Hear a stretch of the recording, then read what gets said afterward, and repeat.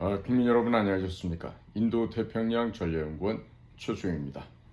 오늘도 저희가 마련한 유튜브 채널을 애청해 주셔서 대단히 감사를 드립니다. 대한민국 한반도의 곳곳에 계시는 우리 국민 여러분, 그리고 해외에 계시는 우리 대한민국 교포 여러분 한 분 한 분께 감사의 인사를 전해 올립니다. 제목 옆에 더보기란을 보시면은 더볼만한 재료들이 나와 있으니까요. 참고해 주시고요. 지금 오늘 전해드릴 얘기는요. 중국 이야기입니다. 중국에서 중국이라고 얘기하면 중국 공산당, 중공을 얘기합니다. 이 중공이 미국의 아주 정말 막강한 전투기 있죠. F-22, F-22라고 하는 이 랩터, 이 포식자라고 하는 별칭을 갖고 있는 이 F-22 전투기 기술을 베꼈다라고 지금 도널드 트럼프 대통령이 직접 언급을 한 내용입니다. 자, 한번 중국의 이 도적질이 중국의 이 양상군자르죠. 보통 양상군자라고 불리는 이 도둑놈들이 어떤 식으로 지금 도둑질을 하는지 한번 살펴보기로 하겠습니다. 도널드 J. 트럼프 미국 대통령은 지난 5월 15일 카타르에서 개최되었던 원탁회의 석상에서 중국 공산당이 미국의 F-22 이 랩터 전투기 기술을 베꼈다라고 질책을 하였습니다. 미국은 현재 새로운 쌍 엔진, 그러니까 이게 전투기가 보면요, 엔진이 하나가 있고 두 개가 있고 그런데요, 쌍 엔진 전투기 F-55라는 신형 전투기를 연구 개발 중에 있다. 그리고 현존하는 지상의 최강자 F-22 전투기 이 랩터를 전 세계에서 가장 현대적이고 가장 아름다운 전투기로 지금 재생을 하고 있다. 그 새로 재생되는 F-22가 바로 슈퍼 F-22로 명명된 이 신형 기종을 개발 중이다라고 소개한 바 있습니다. 저는 이 F-22 얘기가 나올 때마다 이 F-22 랩터 전투기를 개발하는 과정에서 크나큰 기여를 했던 한국의 초격차의 기술을 갖고 있었던 우리 미스터 박, 우리 박 박사를 생각하지 않을 수가 없어요. 이 친구는 세인트 루이스에서 공부를 했던 그런 한국의 아주 유명한 젊은이였는데 무슨 버클리다, UCLA다, MIT다, 하버드다, 이런 데를 나온 건 아닙니다. 그런데 타고난 소질과 뛰어난 독창력, 두뇌, 그리고 그의 아주 헌신적인 노력으로 말미암아서 락히드 마틴에서 개발하고 있었던 F-22의 이 컴퓨터라이즈드 시스템, 전체적인 이 컴퓨터로 인해서 작동되는 이 F-22를 개발하는데 아주 결정적인 기여를 했죠. 저는 오늘날 F-21 한국형 보라매 전투기가 F-22의 한 15% 정도 지금 축소된 크기입니다. 근데 너무나도 흡사해요, 생긴 것이. 자, 그래서 우리 박 박사가 거기에도 관여한 것이 아닌가 이런 생각을 해보게 되는데, 어찌됐든 우리 대한민국 같은 경우도 F-21 보라매를 개발하는데 벌써 단좌형, 복좌형, 복좌라는 것은 두 명의 조종사가 탈 수 있게끔 좌석이 두 개가 있다는 얘기입니다. 그런데 이런 단좌, 복좌를 넘어서서 지금 공중급유기에서 급유하는 것까지 다 훈련의 실험으로 끝났어요. 어떻게 한 번 개발한 전투기가 이렇게까지나 시행착오도 별로 없이 완벽한 형태와 완벽한 기능을 계속해서 갖춰 나가는지 정말 보면 볼수록 경이로움을 금할 수가 없습니다. 자, 그런데요, 이 중국에 보면요, 아주 얘네들이 이름도요, 여러분부터 젠 10이다, 젠 20이다 이렇게 얘기하죠. 근데 사실 이 젠은요, 발음이 잘못된 소리입니다. 찌엔입니다. 찌엔. 우리나라 발음하면 섬이에요, 섬. 우리 보통 공산당을 섬멸하다, 종북 좌익 세력을 섬멸해야 된다라고 할 때 이 섬자예요. 근데 이것이 중국어로 발음할 때는 찌엔이라고 발음합니다. 그래서 섬멸하게 되면 찌엔, 미엔라고 발음을 해야 되는 것이죠. 그래서 얘네들이 지금 중국 애들이 이 5세대 전투기라 그러는 이 찌엔 20, 보통 우리가 J20이라 그러죠. 그 발음이요, JIAN입니다. 그러니까 찌엔, 성조는 사성에서 찌엔 20이죠. 그런데 이 자들이 말이에요. 이 자들이라는 누군가? 중국 공산당을 얘기하는 거죠. 이 자들이 2011년에 시험 비행을 한 후에 2017년부터 이제 이 비행기를 활용하기 시작했습니다. 그런데 얘들이 한 짓이 뭐냐? F-22 랩터 전투기를 복제한 것이었다, 이런 얘기입니다. 그렇죠? 기가 막히죠. 그런데 중국에 하는 일은 늘 이런 식입니다. 그래서 지금 GN-20이라고 하는 중국 비행기가 장착한 기술, 그리고 그들이 구비하고 있는 능력, 이와 관련된 신문 보도로 인해서 미국은 2015년 이후에 미국 전투기와 비슷한 유사한 기능에 관심을 갖기 시작했다는 것이죠. 자, AP통신에서는 뭐라고 얘기하고 있냐면 중공 전투기의 일부 기술이 미국에서 갖고 간이 아니죠. 이때는 어떻게 갖고 갑니다.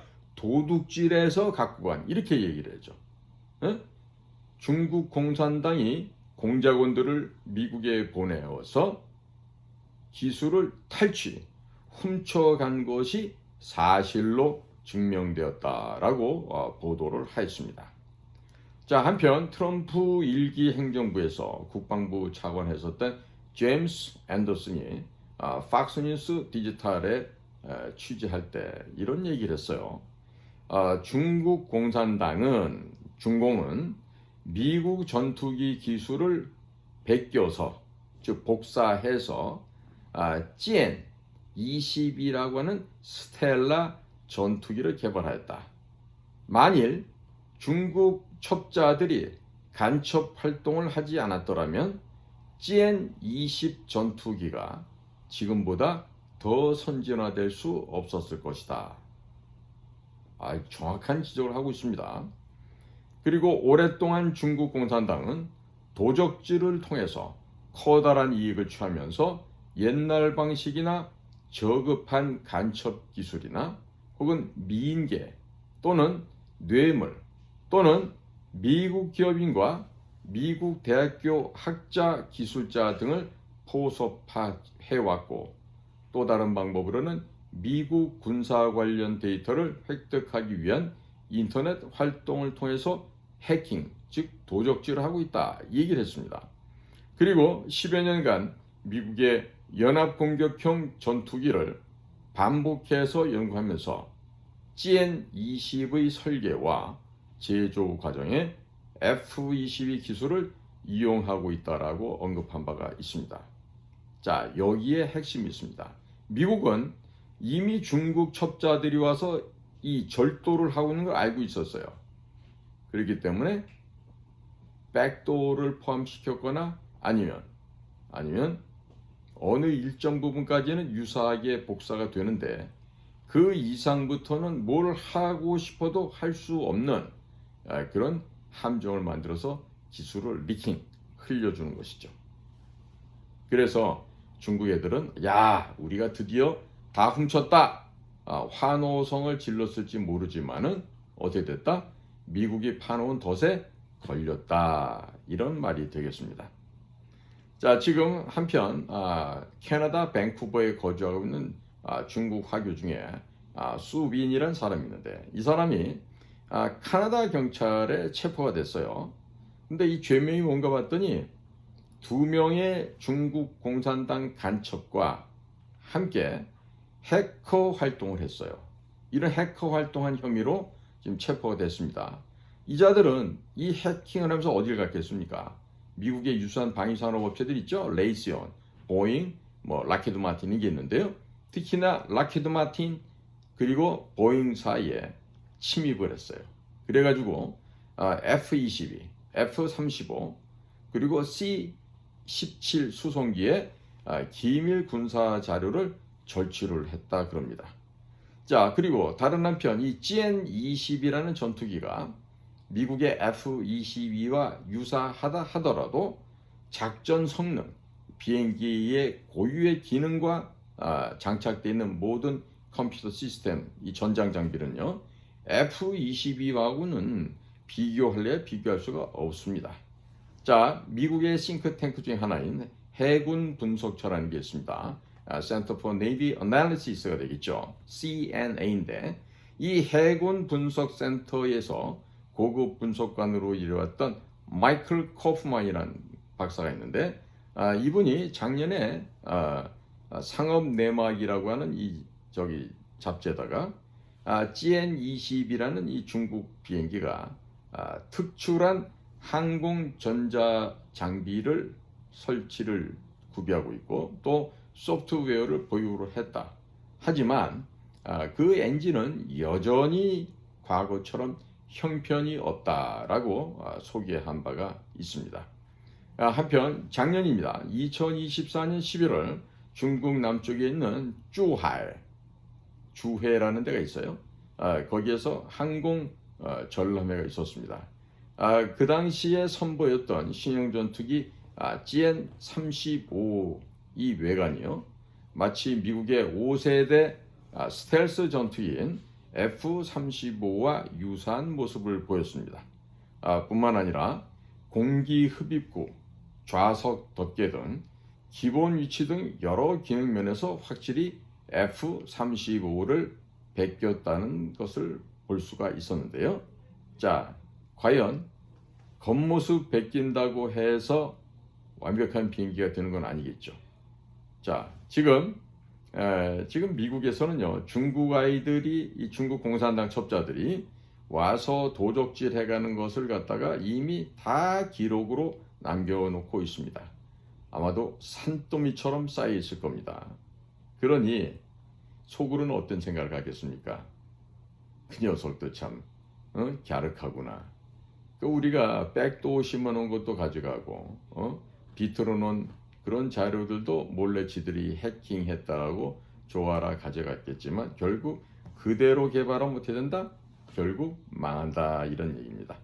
자, 지금 모든 자료를 갖고 있는 미국 쪽에서 그야말로 트럼프 대통령이 여유 있게 굳이 가서 이 손으로 발로 때릴 필요도 없습니다. 말 몇 마디로 중국 공산당을 지금 박살내고 박멸시켜 가고 있습니다. 지금 현재 미국의 선거 감신단도 한국에 와 있죠. 자, 벌써 어저께 스티브 배넌이 하고 있는 브라이트와트 신문이 있고 근데 거기에 보면 워룸이라는 데가 있어요. 거기에 지금 출연들 해서 한국 선거가 그야말로 무법천지다. 소위 말해서 선거관리위원회가 아주 그냥 대놓고 부정을 하고 있다라고 하는 이야기를 지금 전하고 있습니다. 자, 오늘이 5월 30일이니까 오늘까지도 사전투표를 하겠죠. 자, 선거관리위원회 그대들의 목숨이 경각에 달려있는 것도 모르고 끝까지 부정부패의 지령을 받고 중국 공산당, 북한 노동당 등의 지령을 받아가면서 대한민국 선거를 망치고자 하는 너네들, 선관위와 민주당이죠. 너네들의 숨 쉴 수 있는 시간이 그다지 얼마 남지 않았다는 점을 경고를 해둡니다. 이미 다 끝나가요. 끝나가고 있고 이번 6월 3일 대통령 선거를 끝으로 해서 이 땅에서 영원히 부정선거가 말소되고 그리고 이제까지 그런 불법 조작 부정을 해왔던 이자들의 목숨을 모조리 형장의 이슬로 돌려보내는 그런 일이 되기를 간절히 기대해 봅니다. 거의 다 오고 있고요. 다 돼 가고 있어요. 기다려 보시죠. 국민 여러분들이 즐거워하실 수 있는 그런 상황이 곧 이루어질 것입니다.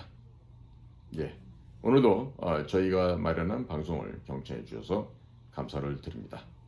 저는 인도태평양 전략연구원 최수용입니다. 감사합니다.